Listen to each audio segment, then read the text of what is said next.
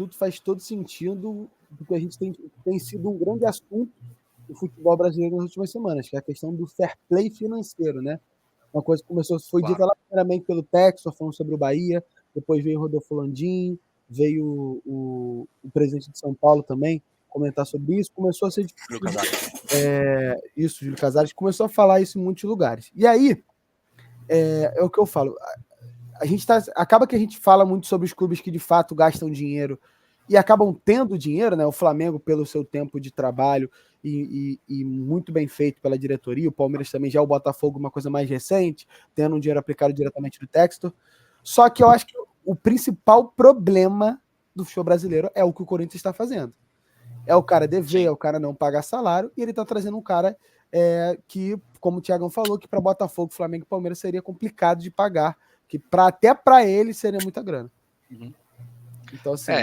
E a Leila deu uma declaração esses dias, ela falou: olha, a gente honra nossos compromissos, nossos direitos de imagem, nossos pagamentos, e aí como é que um time está devendo todo mundo, mas traz um jogador para ganhar 3 milhões? Então, assim, a conta não fecha.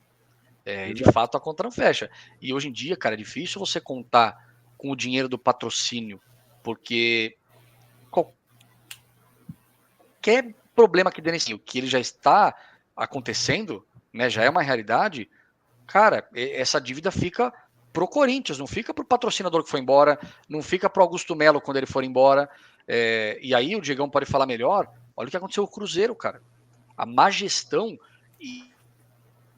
e hoje derrubar time é mais ou menos, passou por isso, Botafogo, Vasco. Olha o que aconteceu com o Cruzeiro. O que aconteceu com o Cruzeiro, a Polícia Federal foi lá. Então olha o nível que chega. E aí você não tem um fair play financeiro, dificulta você controlar algumas coisas, né? Porque quem vai embora, fica o clube, né? Cara, a questão é que fazer fair play financeiro no modelo associativo é complicado. Porque os próprios balanços, a gente não sabe até que ponto a gente pode acreditar no material que é divulgado em balanço dos times. Como você falou, cara, o modelo associativo, um cara pega o time hoje, ele é presidente, vai gastar tudo, vai ficar 3 anos, vai botar um dinheiro no bolso ainda, e vai sair e nada vai acontecer, cara. Você deu o exemplo do Cruzeiro, o processo contra os antigos presidentes, no caso o Wagner Pires, o Itair Machado e o Sérgio Nonato, acabou de ser extinto pela justiça por falta de provas, cara. Então, assim... Como é que pode, né? Faltar provas, né? É um negócio absurdo, cara. Então, assim... eles foram... O Wagner Pires, ele foi punido, acho que se não me engano, em R$1.000 e poucos por conta de uso de cartão corporativo, que literalmente ele usou até em casas mais 18 numa visita a Portugal em nome do Cruzeiro, cara. Então, assim, tem... E aí agora o processo simplesmente foi extinto por falta de provas. O modelo associativo ele ainda é muito obscuro. Então, assim, eu acho que o fair play financeiro é um assunto que a gente tem que falar, a gente tem que pensar em meios para conseguir fazer. E eu não acho que é do dia para a noite. Acho que a gente tem que pensar num modelo escalável, porque, assim, cara, a gente está falando de um Atlético Mineiro com uma dívida de 1,5 bilhão. A gente está falando de um Botafogo com dívida, se não me engano, de a casa de 1 bilhão também. O Corinthians batendo 1 bilhão. Caiu próprio... um pouco. Não, o Corinthians passa de 1 bilhão, né? Se você avaliar ainda. Mas chega a 2, né? Ainda tem a Arena que a torcida está começando a fazer uma vaquinha para querer pagar. Mas se você pegar a dívida com a Arena, vai para 2 bilhões. O próprio Cruzeiro, antes da chegada do Ronaldo, a gente estava falando de dívida de 1,2 bi. Agora, com o processo que existiu aqui de saneamento com o Ronaldo e também de recuperação judicial, e isso é importante, não sei se todo mundo sabe, mas o Cruzeiro Associativo ele entrou em recuperação judicial. Sim. Então, assim, ele hoje está passando por um processo para começar a pagar os seus credores, né? E conseguiu reduzir essa dívida para a faixa ali de 600 milhões. Cara, é dinheiro para caramba ainda. Não dá para a gente cobrar o fair play financeiro do dia para a noite. A gente tem que começar a pensar no modelo escalonado. Então, você tem que ter um limite de débito de X nos próximos 3 anos. Depois desses 3 anos... Parecido você não... com o que já tem lá na Europa até. Exato. E lá é cumprido a risca. Eu acho que, na verdade, o fair play financeiro já deveria ter sido falado antes, não só agora que, por exemplo, o Botafogo incomodou. Porque a gente começou a se falar de fair play financeiro, o próprio Textor levantou essa bola, mas muito porque o Botafogo também começou a incomodar um pouco. Mas o Flamengo gasta dinheiro a rodo há anos. O Palmeiras, o Corinthians, o Cruzeiro, o Galo, todo mundo tá no mesmo bolo. Não adianta falar. E uma coisa é fato, o Bahia hoje, no Grupo City, cara, se vier um shake lá de fora e falar o Bahia ano que vem vai ser campeão brasileiro, ele vai ser campeão brasileiro. Porque se os caras quiserem trazer o Messi, o Cristiano Ronaldo, eles têm dinheiro para trazer e aqui não tem lei nenhuma. Então acho que o fair play financeiro tem que ser debatido mais rápido. Eu acho que ele tem que começar a gente já falar sobre isso, porque hoje é muito legal você ter alguns nomes no futebol brasileiro, mas isso não pode ser uma coisa desenfreada, né? Que nem tem aí o Thiago Silva, tem aí o Depay, daqui a pouco tá o Messi. Isso é um fato. Se você pegar a janela do meio de ano do Campeonato Brasileiro, cara, é coisa de outro mundo. Nós estamos falando, dinheiro. Meio do ano, nós trouxemos o quê? Thiago Silva, a gente trouxe Alex Telles, Memphis Depay, a gente trouxe o Alan jogou no Napoli, a gente trouxe o Alexandro, a gente trouxe o Almada, que foi campeão do mundo. Cara, a janela de Alcaraz, da maior compra da história do Flamengo, Plata, cara, a janela de meio do ano do futebol brasileiro é um negócio absurdo.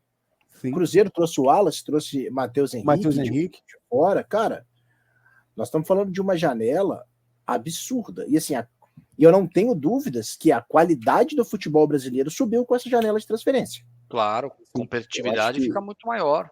E acho que até e aí a gente pode entrar até num outro ponto, cara, que talvez não seja o tema para essa live, mas que em algum momento a gente vai ter que começar a falar. Cara, a gente está trazendo vários grandes jogadores para o Campeonato Brasileiro, a gente está melhorando o nível técnico do Campeonato Brasileiro, mas enquanto a gente continuar com essa separação de clubes em grupo, Liga Forte União, em Grupo Forte Futebol, Liga não sei o que lá, eu não sei nem o nome dessas ligas. É a Liga Libra. A Libra e a LFF, Liga Forte Futebol, né? São as duas principais. Cara, a gente nunca vai conseguir vender um produto de qualidade. Por quê? Cara, quando você traz o Memphis Depay, quando você traz o Thiago Silva, quando você traz o Almada, quando você traz esses jogadores, você começa a tornar o campeonato atrativo para fora do Brasil. E você não consegue vender um direito de transmissão de um campeonato só com 7 times. Não. Então, assim... Vai vender tudo separado, o que tá acontecendo. Tá na Globo, cara, tá na Record, 25 vai ser. E aí, já estão vendendo até 2027, metade para Globo, metade para Record. Cara, é absurdo, porque você não consegue internacionalizar o negócio. Se a gente fala tanto de profissionalização dos clubes, a gente tem que começar a pensar um pouquinho de profissionalização da liga também. Então, assim, são problemas muito graves que a gente tem que tratar, cara. Isso é verdade. Acho que o fair play ele tem que rolar, acho que ele vai rolar. Eu acho que é uma discussão que veio muito em pauta agora.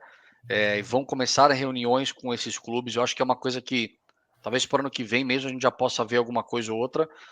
Mas é uma urgência, cara, porque não adianta crescer de forma desordenada, né? Tá todo mundo aí, só que na hora que esses presidentes forem embora, na hora que um patrocinador ou outro for embora, o problema vai ser que tá todo mundo aí, né? Imagina. O próprio Fluminense passou com isso pela Unimed, que a gente não citou, mas é um outro coisa que aconteceu. Exato. O Palmeiras pós-Parmalat, a Parmalat comprava todo mundo, o Palmeiras virou ali um clube satélite, né? Basicamente isso, porque a Parmalat comprava os jogadores, eles jogavam aqui, iam para o Parma, iam para os times da Itália depois, mas quando saiu, o negócio ficou o Palmeiras caiu, acho que anos depois, não foi isso? Não, o Palmeiras caiu em 2002, foi bem depois da Parmalat, mas assim, entrou em péssima administração depois disso. Então, na era da Parmalat, o Palmeiras ganhava tudo. A expectativa do Palmeiras pós-Crefisa, tá? Mas isso hoje em dia não acontece mais. Não, mas é a expectativa de metade do Brasil no Palmeiras pós-Crefisa. Todo mundo fala, quando a Crefisa sair, acabou, mas assim, hoje em dia, um clube que se estrutura desse jeito... não. A não ser que você pegue um presidente louco, que só enterre o clube, mas hoje em dia não é muito difícil. O próprio Botafogo, se um dia o Textor vender, como é que vai ser? Mas você já teve patrimônio ativo, a torcida, a marca já se valorizou, então hoje em dia é muito difícil. E o Textor diz que ele tem como comprovar que tudo que está sendo contratado está dentro da receita do Botafogo. É lógico. Eu acho que ele faz muito jogo do tipo, ele contrata aqui para emprestar ali. Não é só isso, porque quando tiver a contratação do Luiz Henrique e do Almada, o Botafogo tem que pagar 50 milhões esse ano. Tá tudo previsionado para até 2030. Sim. Então, mas ainda que não tivesse, aqui não tem fair play financeiro ainda. Então, sim.